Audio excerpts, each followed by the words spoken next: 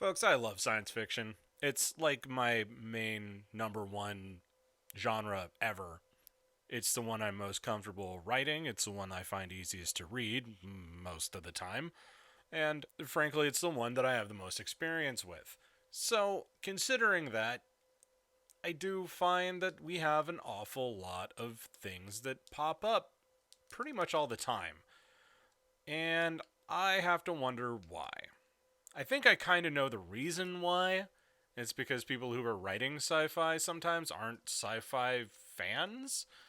People sometimes just don't understand what makes sci fi and are just kind of painting by numbers. And that's a problem for every genre, but in sci fi it crops up in very specific ways. So we've got a lot of sci-fi history behind us at this point, and without fail, we still have these rookie mistakes that are making it into major productions.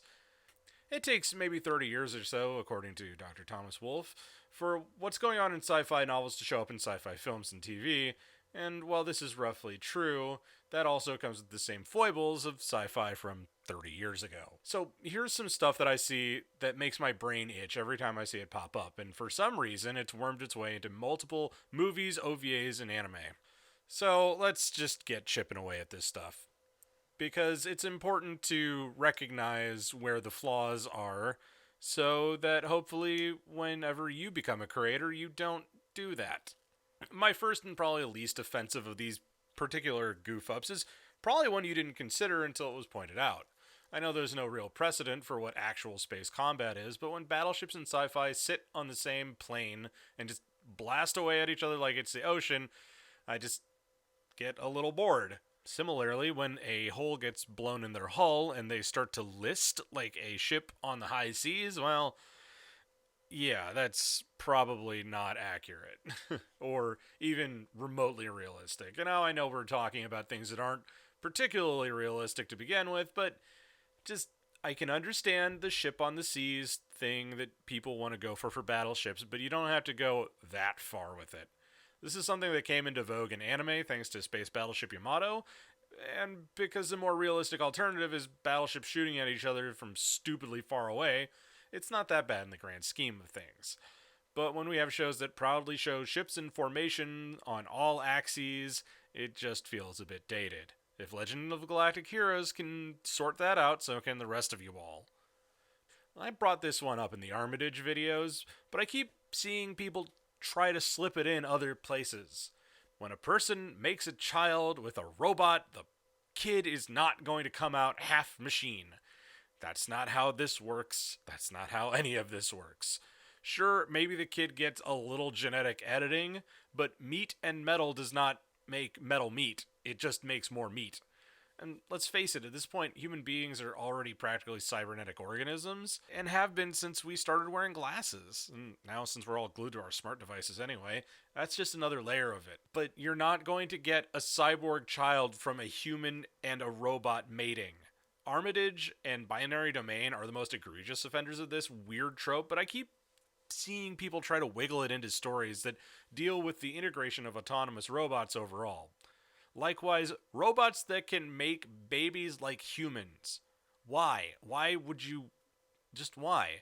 If you can make nanotech that divides like a cellular structure so easily, why would you make it gestate in a robot womb when you can just make it spring up in a tank or literally rise up out of protoplasm, I would assume?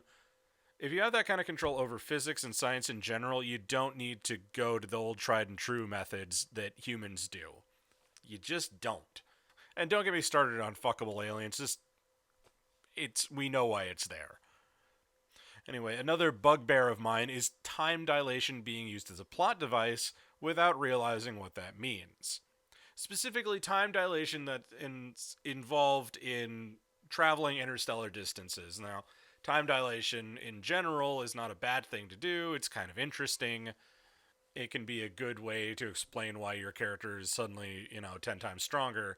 But in the cases that I'm thinking of, like Sokono no Strain specifically, that's a mech show that wants to use this idea without doing much in the way of research overall.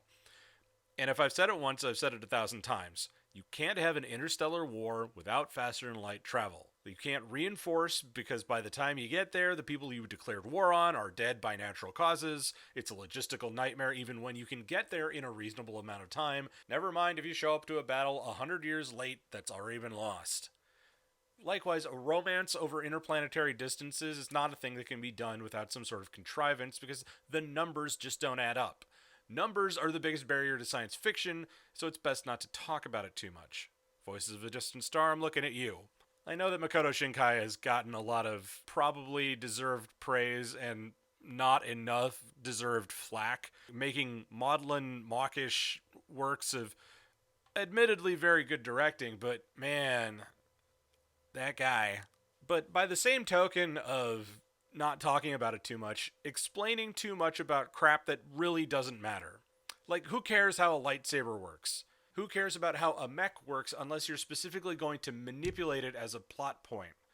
I know that I have maybe a little bit of a bias towards the idea that all things should function as part of the plot, or at least as part of the world building, but I apparently am in the minority with some sci-fi writers in this case.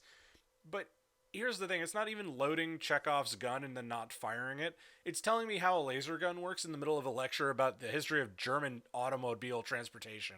Or more accurately, it's telling me about the history of German automobile transportation in the middle of a laser gun fight. Either way, don't fucking do it. Especially when it's taking up real estate that should be given to actual questions about world building. Keep your eyes on the prize. But here's something that really gets my blood up in kind of the same way.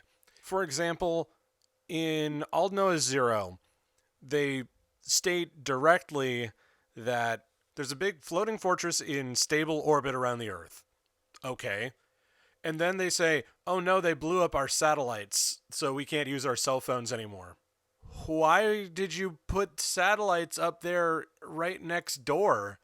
With 2 minutes of thinking about this logically, you could have saved yourself problems. Sure, maybe the digital revolution wouldn't have happened in the same way without satellite tech like that, but why would you put satellite technology in a place where you know there are hostiles?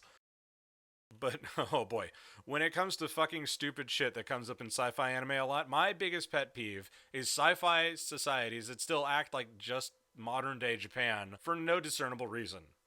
You know the kind, the weird school stuff, the dumb cliques taking precedence over the space war, that catty bullshit that happens for no reason, the one weird girl that, like, hyper focuses on the other super aloof princess type, all that sort of high school bullshit that just keeps coming up and has yet to be interesting. The thing is, they don't do any world building on that because they just copy the same high school bullshit every single time. They don't make any interesting points about it. They don't call out how ridiculous it is. They just replay it over and over and over again. It's obnoxious. So, what do we as sci-fi consumers and writers in the West do?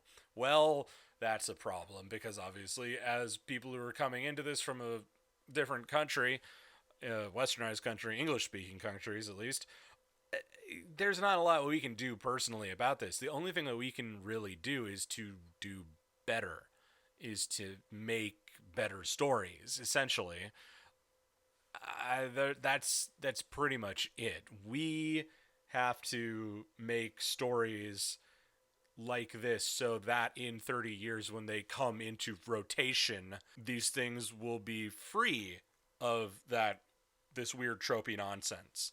Now, of course, I'm sure that attempting to do this sort of thing will lead to all sorts of new mistakes being made, but we can always learn from the past and we can always push past the weird, unnecessary stuff if we just try a little bit. But that takes effort, and I know some people are just not big on that, especially not right now. Boy, how weird is it going to be reading sci-fi that takes place in 2030 that doesn't mention coronavirus and doesn't mention the quarantine? That being said, this is Professor Otaku, the greatest American anime critic, signing off.